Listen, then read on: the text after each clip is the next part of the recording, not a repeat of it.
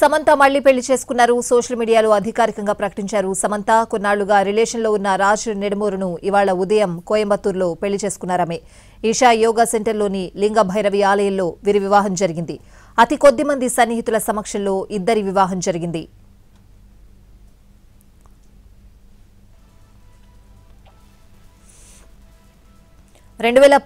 అక్టోబర్లో హీరో నాగచైతన్యను పెళ్లి చేసుకున్నారు సమంత.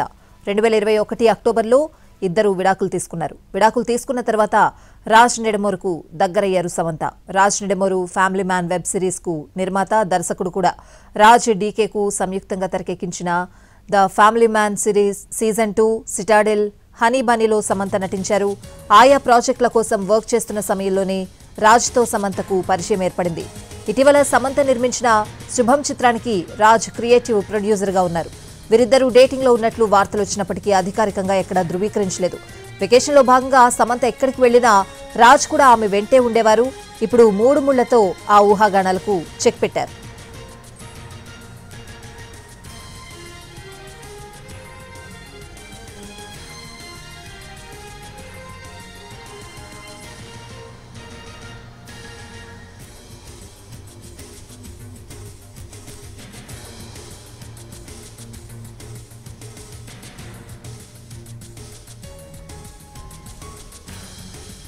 సమంత రాజ్ నెడమూరు పెళ్లిపై స్పందించారు. రాజ్ నెడమూరు మాజీ భార్య శ్యామలిదే. తెగించిన వ్యక్తులు దానికి తగినట్లుగానే వ్యవహరిస్తారంటూ కామెంట్ పెట్టారు.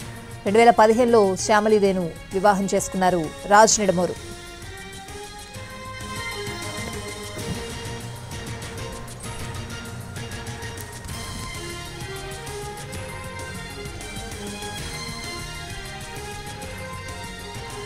హీరోయిన్ సమంత మళ్లీ పెళ్లి చేసుకున్నారు. సోషల్ మీడియాలో అధికారికంగా ప్రకటించారు. సమంత కొన్నాళ్లుగా రిలేషన్లో ఉన్న రాజ్ నెడమూరును ఇవాళ ఉదయం కోయంబత్తూరులో పెళ్లి చేసుకున్నారు సమంత. పూర్తి అప్డేట్స్ అడిగి తెలుసుకుందాం. ఆ ఫిల్మ్ కరెస్పాండెంట్ ఫణి ఫోన్ లైన్లో ఉన్నారు. ఫణి, అఫీషియల్ గా కూడా అనౌన్స్ చేయడం జరిగింది.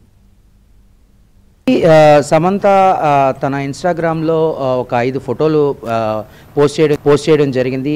రాజ్ నెడమూరు అండ్ తను కలిసి ఉన్న ఫోటోలు, అలాగే వాళ్ళిద్దరూ బయటికి పట్టు వస్త్రాల్లో బయటికి వస్తున్న ఫోటోలు, అలాగే తమ ఇద్దరు చేతులు కలిపి ఒక ఫోటో, అలాగే అగ్నికి ఎదురుగా కూర్చున్నటువంటి ఒక ఫోటో ఇన్స్టాగ్రామ్లో పోస్ట్ చేయడం జరిగింది. అయితే అట్ ద సేమ్ టైం మనకి ఇంకోటి కూడా ఏంటంటే ఈషా ఫౌండేషన్ అధికారికంగా ఒక ప్రకటన కూడా రిలీజ్ చేయడం జరిగింది.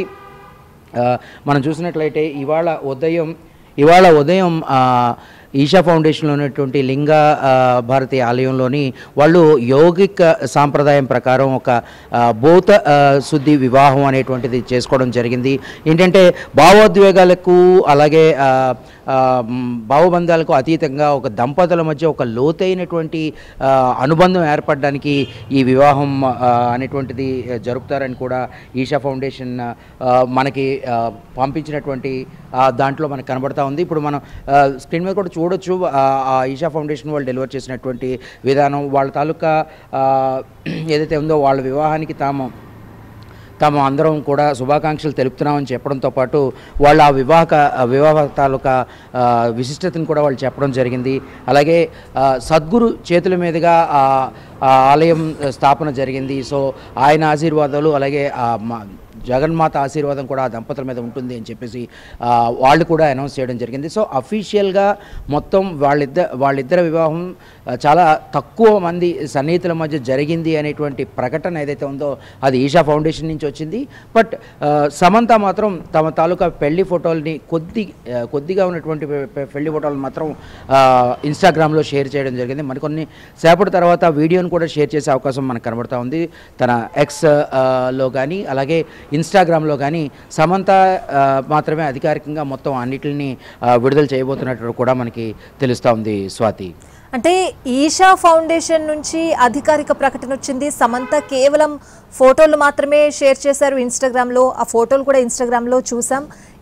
ఈరోజు డేట్ 1/12/2025 అని మెన్షన్ చేస్తూ ఫొటోస్ మాత్రమే సమంత షేర్ చేయడం జరిగింది. ఫనీ, ఎట్లా చూడాలంటారు? అంటే ఈషా ఫౌండేషన్ అఫీషియల్గా అనౌన్స్మెంట్ చేయడాన్ని ఎట్లా చూడాలి? అంటే నిజానికి సమంత తన ఇన్స్టాగ్రామ్లో పోస్ట్ చేసిన ఫోటోలు అన్నీ కూడా పెళ్లికి సంబంధించిన ఫోటోలే కావడం అండ్ సమంత సద్గురుతో చాలా కాలంగా సాన్నిధ్యంగా ఉండడం, ప్రతి శివరాత్రికి ఈషా ఫౌండేషన్కి వెళ్ళడం, అలాగే సద్గురుతో ఎక్కువగా మాట్లాడడం, ఇన్ఫ్యాక్ట్ తనని ఇంటర్వ్యూ కూడా చేయడం జరిగింది సమంత. సో మొదటి నుంచి కూడా బోత్ రాజ్ అండ్ సమంత కూడా ఎక్కువగా ఈషా ఫౌండేషన్ని సందర్శిస్తూ ఉంటారు. సో తమ వివాహం కూడా సద్గురు స్థాపన చేసినటువంటి ఆలయంలోనే జరగాలి అనేటువంటి కోరికతోనే వాళ్ళు అక్కడికి వెళ్ళినట్టుగా తెలుస్తూ ఉంది.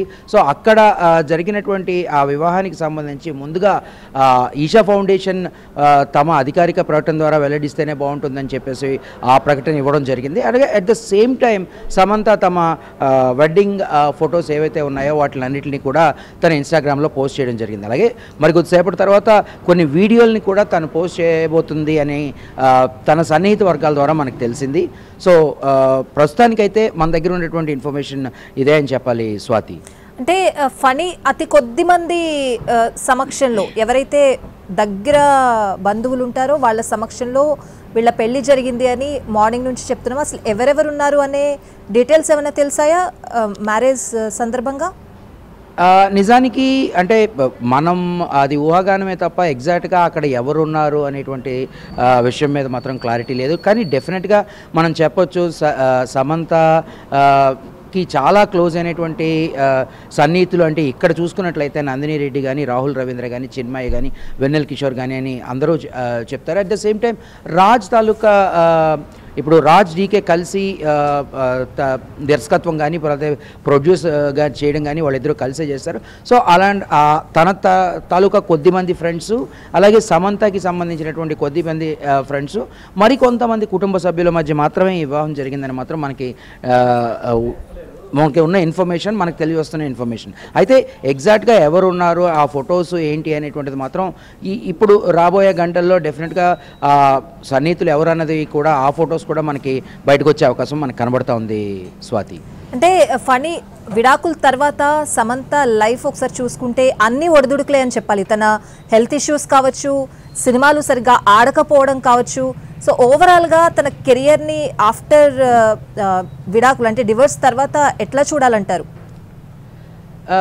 స్వాతి, ఈ విడాకులు తీసుకున్న తర్వాత నేను ఒక ఈవెంట్లోని సమంతని ఇంటర్వ్యూ చేయడం జరిగింది. ఆ టైంలో నేను ఎగ్జాక్ట్గా ఇదే క్వశ్చన్ని సమంతకి ప్రశ్నించడం జరిగింది. అంటే ఒక బేలగా ఉండేటువంటి వ్యక్తి అంటే కొంతమంది కోసం యుద్ధాలు చేయాలి అని డైలాగులు చెప్పినటువంటి ఒక అమాయకమైనటువంటి అమ్మాయి ఇన్ని ఇబ్బందుల్ని ఎలా తట్టుకుంది, ఇప్పుడు మీ పరిస్థితి మీకు ఎలా అనిపిస్తుంది అని అంటే తను ఒకటే మాట చెప్పింది.